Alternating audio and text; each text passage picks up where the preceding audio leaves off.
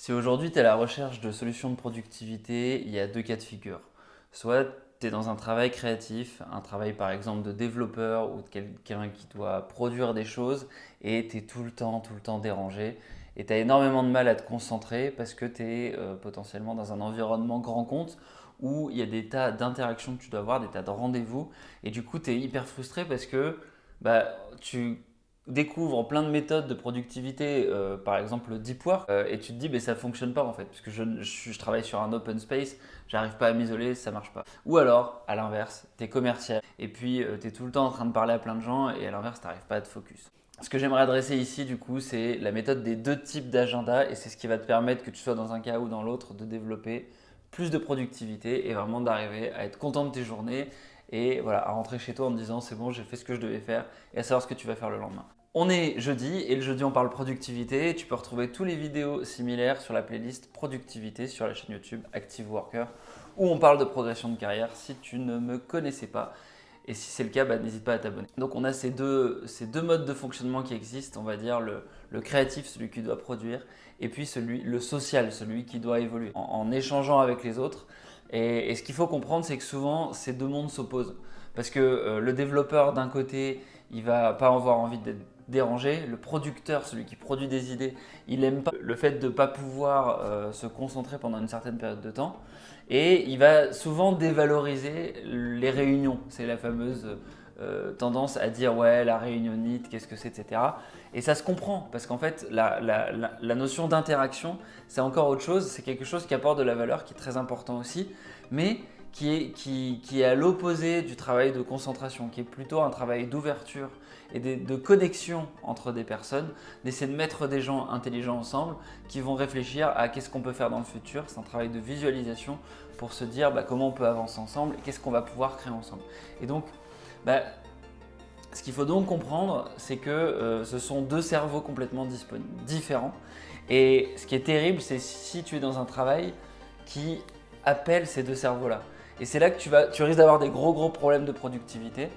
Et on vit dans un monde en fait où on est de plus en plus dans des métiers qui appellent ces deux cerveaux-là. C'est des métiers qui vont nécessiter à la fois des phases de création intense et puis des métiers qui nécessitent en même temps des phases où voilà, faut socialiser, il faut vendre son idée, il faut vendre le produit qu'on a fait, il faut aller le présenter. C'est inhérent à la méthode agile si tu travailles dans l'informatique typiquement. La méthode agile, c'est le développeur va se focus pour créer son produit pendant une semaine, ça s'appelle l'itération.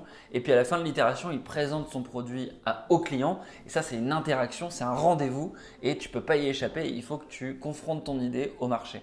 Donc on se rend bien compte que cette réunion-là, on ne peut pas l'éviter. Il y a un moment donné, il faut bien présenter son produit au marché. Donc moi, ce que je te propose du coup, c'est tout simplement une chose simple, c'est de prendre conscience que c'est deux cerveaux différents et que ces deux cerveaux différents, du coup, il va falloir les nourrir de manière différente. Donc, pour ça, tu vas structurer ton agenda de la manière suivante. D'un côté, tu vas te dire, ok, en fonction de la dominante que tu as, si tu es plutôt créatif ou plutôt dans un travail d'interaction, tu vas accorder le matin à cette priorité-là. Donc, si par exemple tu es dans un travail créatif, si tu es développeur, si tu es community manager, pas vraiment community manager du coup, mais si tu es dans l'exécution, chef de projet, tu es consultant, il faut que tu produises le livrable final que tu dois produire dans la semaine, dans le mois, dans la journée, tu le commences, ce soit ta première chose. C'est la première chose que tu dois faire. A l'inverse, si tu es commercial, la première chose que tu dois faire, ça va être planifier tes interactions, t'assurer que tu as bien un temps d'exposition au client qui est important et que ce soit les premières choses que tu puisses faire pour vraiment arriver le matin avec le plus d'énergie et te dire ok, je vais faire ça et une fois que j'aurai fait ça, j'aurai fait ma journée parce que voilà, j'aurais fait le plus important. C'est ça vraiment qui est très important. Si tu es dans un travail du coup plutôt orienté du coup d'interaction, le but c'est d'en mettre le plus possible et donc tu vas essayer de mettre des interactions entre une demi-heure, trois quarts d'heure, une heure maximum.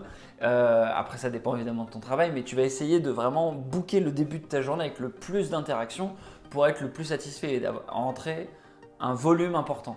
A l'inverse, si tu es dans un travail plutôt de création, tu vas essayer de créer une plage horaire la plus longue où tu vas travailler sur ton produit, sur ton livrable. Et ce que tu vas faire, c'est que sur ce sujet-là, tu vas essayer de t'isoler le plus possible. Tu vas te booker une salle de réunion, tu vas essayer de te mettre dans un box fermé, tu vas essayer de faire du télétravail plutôt pour pouvoir avoir personne qui t'embête, tu vas couper ton téléphone, tu vas te mettre en mode avion, tu vas pas lire tes emails, tu vas être full focus sur la tâche en cours. Voilà, donc comprendre ça, c'est comprendre qu'on a deux modes de fonctionnement différents et ça va te permettre du coup d'être hyper productif parce que si tu commences par l'essentiel le matin, tu vas pouvoir passer sur un autre mode l'après-midi. Donc si tu es créatif le matin, l'après-midi tu peux te dire ok maintenant je vais passer en mode un peu PMO, donc le PMO c'est celui un peu qui fait de la coordination. Je vais essayer de booker mes différents rendez-vous, essayer d'obtenir les informations que je ne trouve pas, essayer d'aller demander de l'aide à mes différents collègues si j'ai besoin d'aide. Mais tu vas vraiment diverger plutôt dans un deuxième temps. D'abord, tu vas te focus sur la tâche. Puis à l'inverse, si jamais tu as pu faire toutes tes interactions du matin, tous tes échanges, parce que c'était toi le coordinateur de l'équipe qui doit récupérer plein de trucs, tu vas faire ça en premier et puis l'après-midi, tu vas pouvoir te focus sur un livrable important, sur une présentation importante, sur un reporting important et ça va te permettre du coup d'être satisfait de ta journée parce que tu auras maximisé tes interactions d'abord et pris le temps de te focus sur les choses importantes ensuite. Voilà. Alors, il n'y a pas de méthode magique. Ça, c'est une des méthodes que j'ai identifiées pour pouvoir être hyper productif et être satisfait à chaque fois de ces journées. Ça ne veut pas dire que tu es obligé de gérer tes journées de la même manière tout le temps. Tu peux très bien alterner. Et voilà. N'hésite pas, toi, du coup, à me dire comment tu fonctionnes. Est-ce que tu avais conscience déjà de cette notion de travail d'interaction et puis travail de création, travail de focus et puis voilà. Si ça t'intéresse plus, il y a un article qui a été écrit par Paul Graham qui développe cette philosophie. Tu peux aller sur paulgraham.com, tu cherches Maker Manager Schedule et tu verras un article en anglais où il explique tout ça. Moi, je te dis à la prochaine pour une prochaine vidéo Active Worker sur la productivité ou autre chose. Et puis voilà, ciao ciao.